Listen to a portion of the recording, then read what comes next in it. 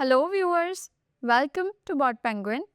In today's video, we will discuss how can you use Smart Question Chat component in your chat flow. The Smart Question Chat component allows you to trigger specific actions or responses based on the keywords provided by the user. So to add Smart Question Chat component into your chat flow, you firstly have to select the bot. On the left hand side, you'll find different options. You have to select the bot.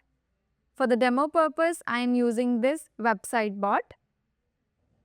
Then you have to go to the edit your chat flow section. Then you have to select the flow in which you want to add the Smart Question Chat component. I am using this flow for now. This is the edit your chat flow section where you can add or delete any message components. Here in the request information section, you will find the Smart Question Chat component. You just have to tap on it to add it into your chat flow. From here, you can customize the message title if you want. Here, you can enter the smart keywords. This means if the user reply contain these keywords, then it will go to this message that you select here and the flow will be triggered accordingly.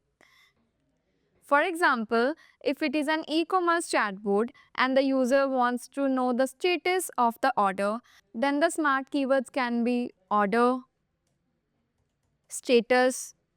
So you can add the smart keywords just like this. You can also select if the user's reply should contain these keywords or should be exactly this keyword. For now, I am selecting contain. And then you can choose the next message. For example, I'll add a text question chat component here and I'll type a message here.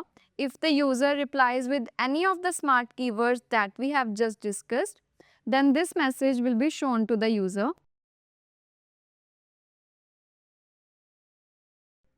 Now you have to go back to the Smart Question Chat component and you have to connect this component with the message that we have just created. Similarly, you can add more such smart keywords and then connect them with a different message. For example, these are the smart keywords that the user can enter for cancelling their order, and you can create and choose a different message to connect these keywords with it. For now, I am keeping the same message because also for cancelling order, you'll need an order ID, right?